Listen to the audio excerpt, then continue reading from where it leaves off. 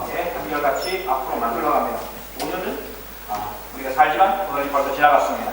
우리가 오늘이라고 부르는 순간 오늘은 벌써 지나가 버립니다. 그러므로 우리들은 쉼이 없는 시간 속에서 마지막 시간을 향해서 나아가야 하는 것입니다. 점점 더 그 시간이 다가오고 있습니다. 기독교적인 세계관에서 역사는 창조, 타락, 구속이라는 패러다임을 갖고 있습니다. 하나님께서 세상을 창조하시고 하나님께서 또한 사람들이 살게 하셨습니다. 그러나 사람들이 죄를 짓고 불순종한 것으로 인해서 타락하였고 이제 인간들은 그대로 놔두면 죽을 수밖에 없고 지옥이 보장되어 있는 그런 삶을 살 수밖에 없었습니다. 그럼에도 불구하고 하나님께서 인간들을 구원하시기 위해서 외아들을 보내주시고 그를 통해서 우리에게 구원을 받을 수 있는 위를 열어주셨습니다. 창조, 타락, 구속의 이 패러다임 안에 우리 모두는 있습니다. 어떤 사람에게는 이 구속의 은총이 있지만 그렇지 않은 사람은 또한 심판이 있을 것입니다. 그러므로 시간이 끝시간에서 하나님의 운전하신 우리 구원을 경험해야 할 것입니다. 이 끝시간이 시작된 첫 시간이 바로 성탄절입니다. 첫 번째 성탄절입니다. 우리 예수님께 탄생하셨던 2000년의 바로 그 성탄절이 바로 끝시간, 종말이 시작된 시간이라는 것입니다. 성탄절은 하나님의 구원의 손길을 타락한 인간들에게 내미신 날입니다. 그러므로 성탄절은 하나님의 구원이 시작된 날이며 세상의 마지막 시간이기도 합니다. 세상의 끝시간, 종말의 첫 시간이 성탄절이라면 끝시간의 마지막 시간은 예수님께서 다시 오실 바로 그 재림의 시간일 것입니다. 우리들은 이미 시작된 세상의 종말, 하나님의 구원 안에 이미 들어가 있습니다.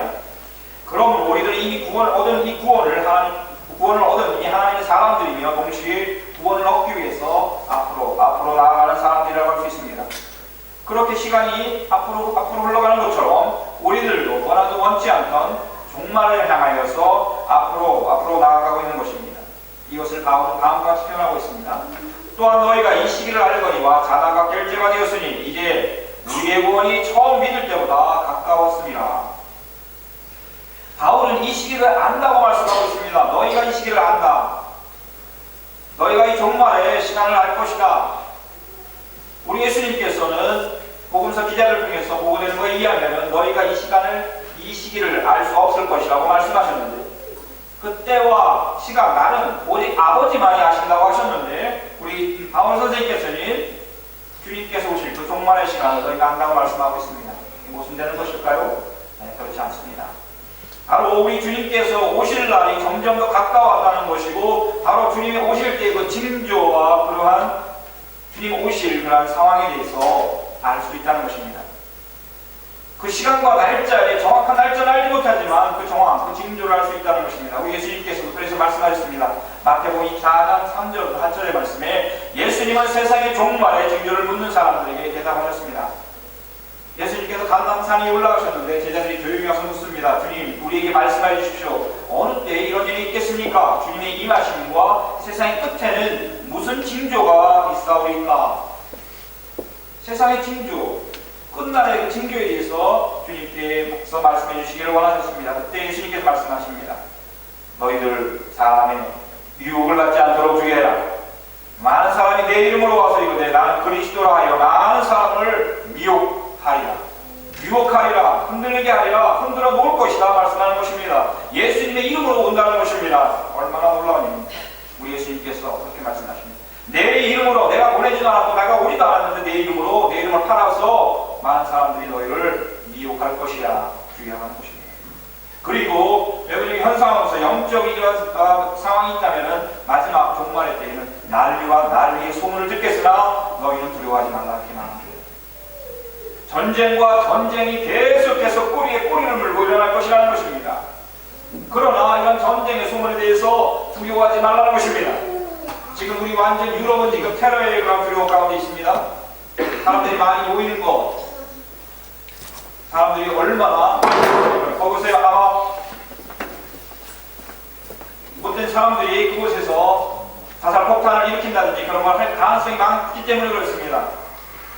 미국의 신문을 보니까 지금 우리 시내에서 행하고 있는 그러한 크리스 킨델레스 마르크트에도 그런 일이 일어날까봐 긴장하면서 경찰들이 세심하게 왔다 갔다 하는 것을 여러분 볼 수 있을 것입니다. 제가 한 신문을 봤는데 교황님이 이제 아프리카를 지금 다니고 있습니다. 탑스트가 지금 아프리카를 방문하고 있는데 이분에게 기자가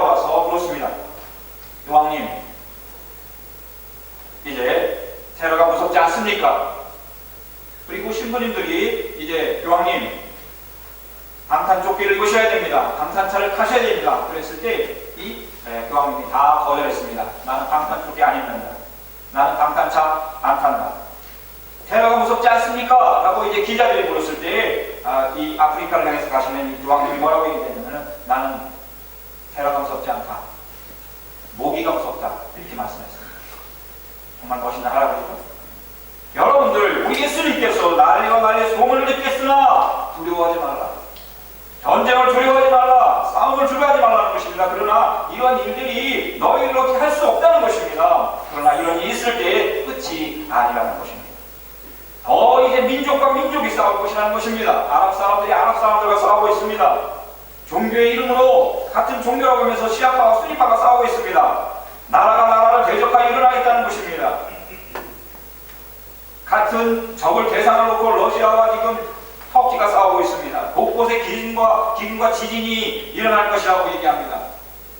엘니뇨 현상으로 인해서 그전에 없었던 극심한 그러한 기근으로 인해서 수많은 사람들이 지금 아무리 선진국이라 하더라도 그 기근으로 인해서 힘들어하고 있습니다. 지진이 일어나고 있습니다. 지진이 남은 얘기가 아닙니다. 이제 한국에도 지진이 일어나고 있습니다. 남쪽에서 벌써 흔들리고 있습니다. 이 모든 것은 재난의 시작입니다. 재난의 시작입니다. 종말의 시작입니다. 그 시간의 시작이라는 것입니다.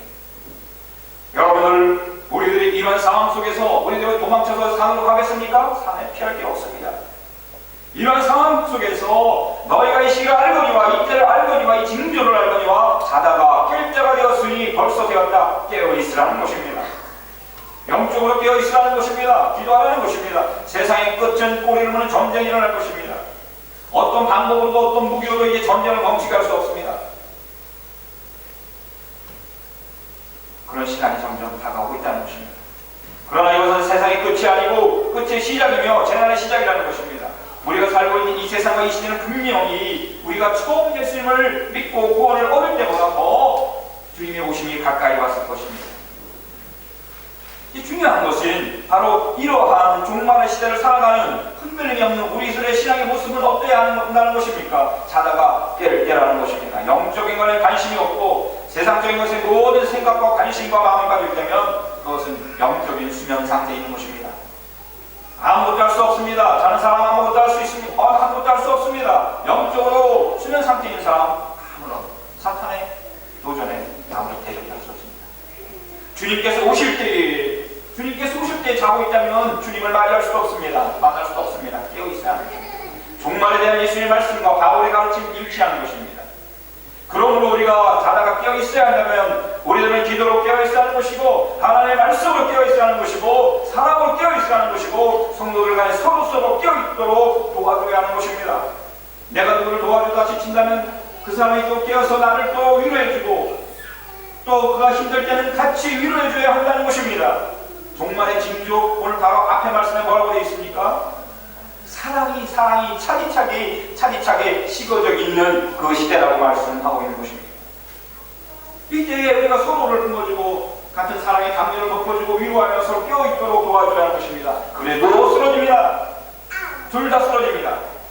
그러므로 우리 힘만으로 되지 않기 때문에 예수님의 영이신 하나님의 영이신 성령의 강력한 그 은혜를 의지해야 하는 줄 믿습니다. 성령으로 깨어있어야 합니다.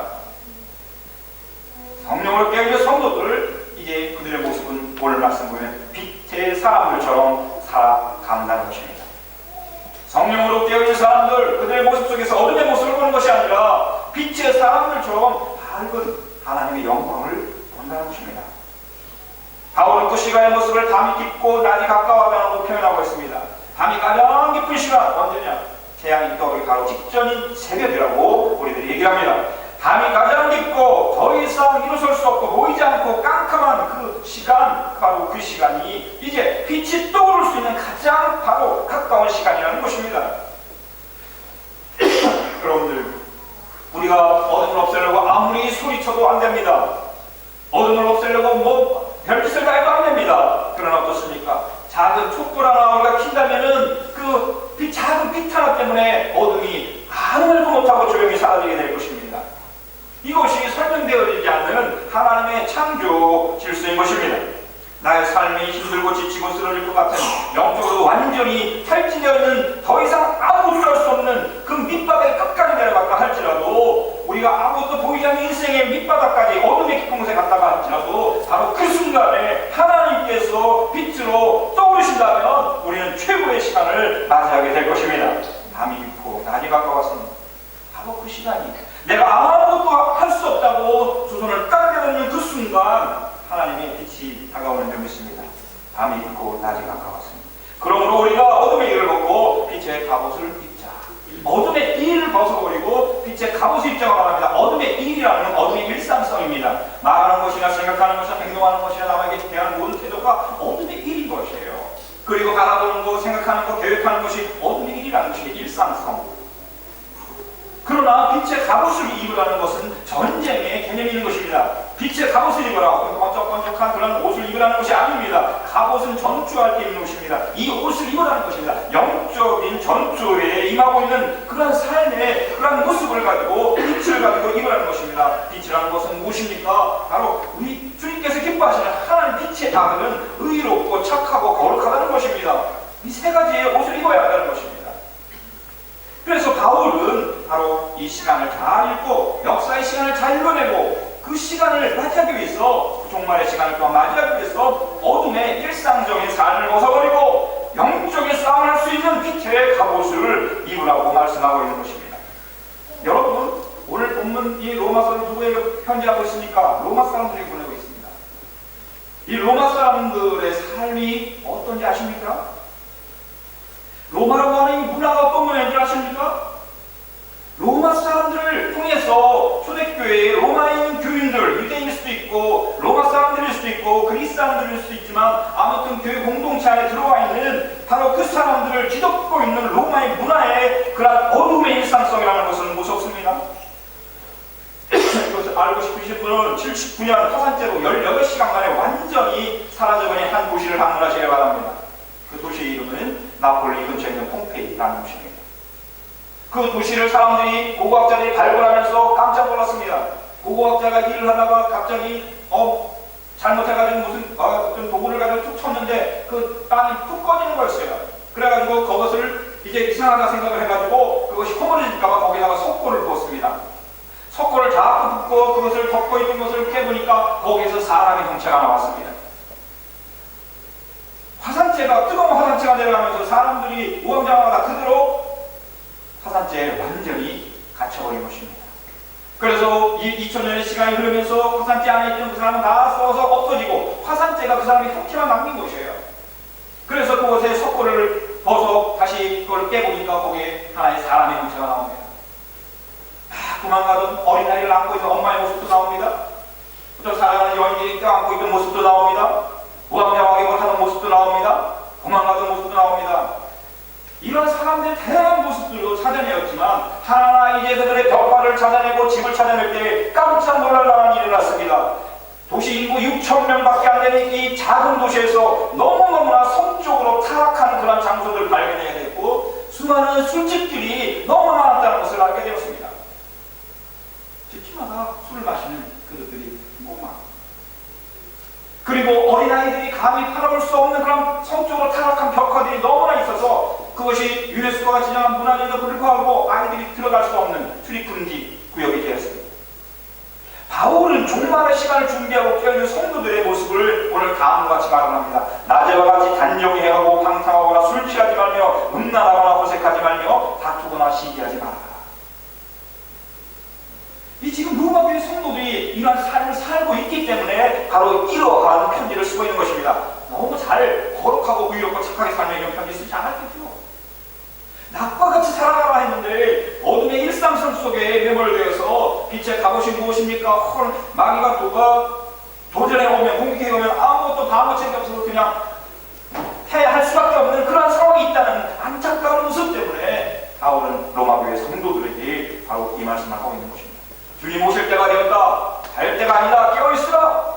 너희가 살고 있는 지금 그 일상적인 삶이 무엇이냐? 낮과 같이 살아야 하는 거예요. 부끄러울 것이 없는, 숨길 것이 없는 밝은 빛 앞에서 당당하게 살아가는 것입니다.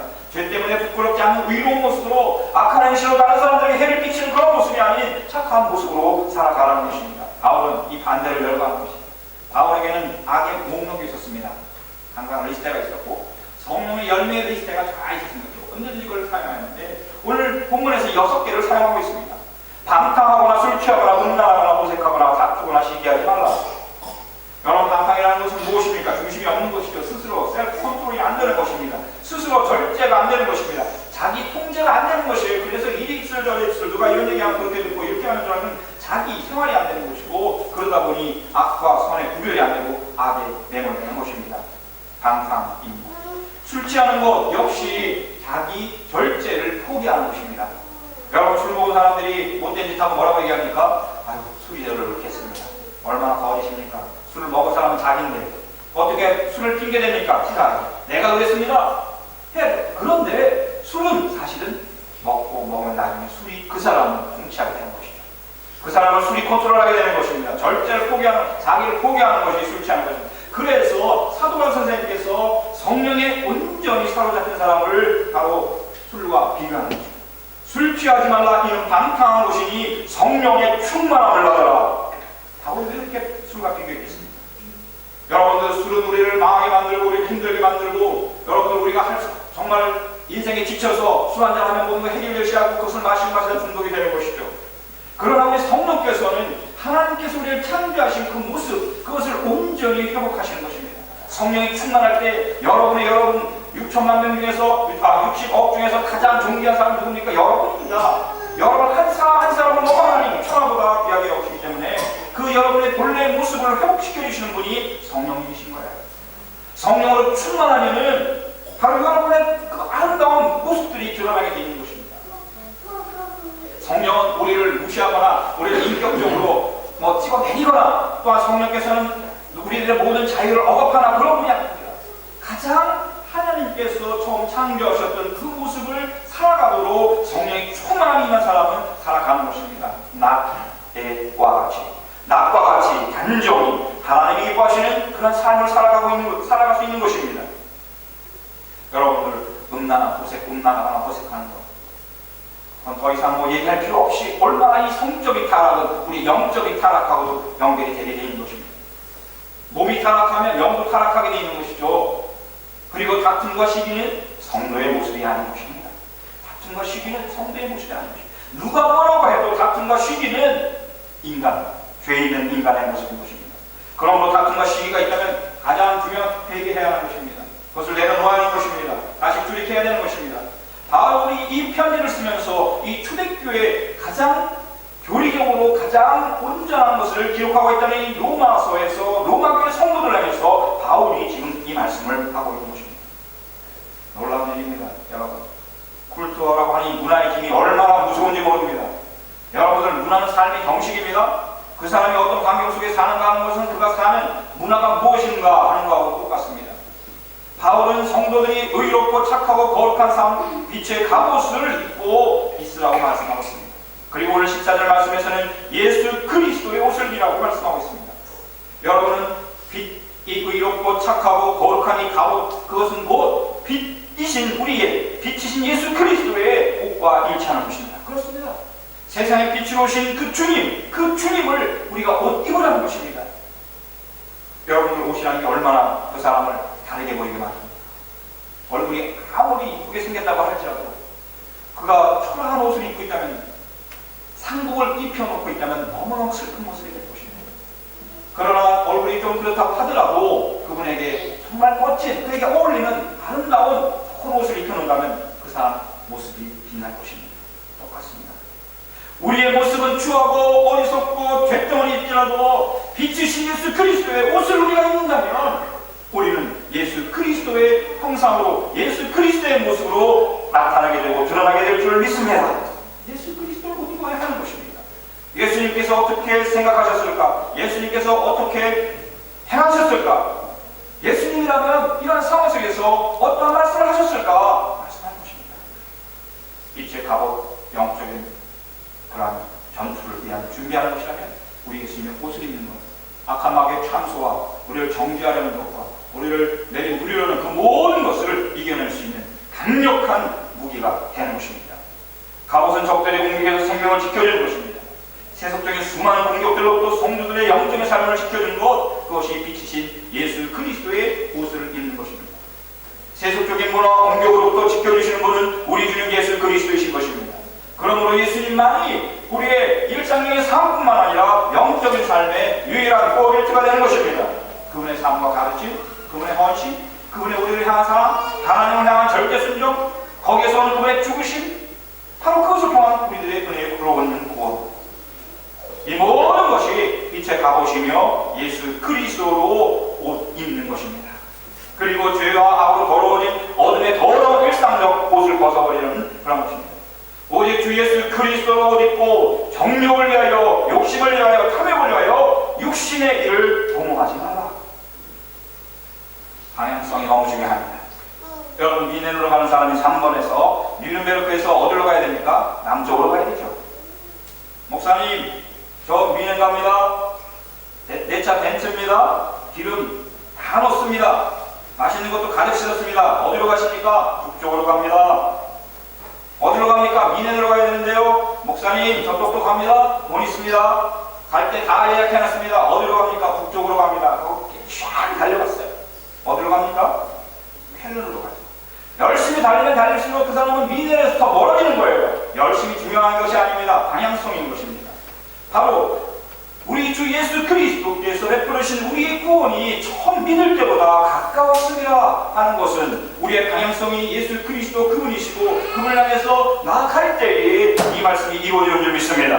방향성이 잘못되면 아무리 무엇을 하고 화려한 말을 하고 좋은 행동을 하고 한다고 할지라도 열심으로 달려가도 점점 멀어질 뿐인 것입니다.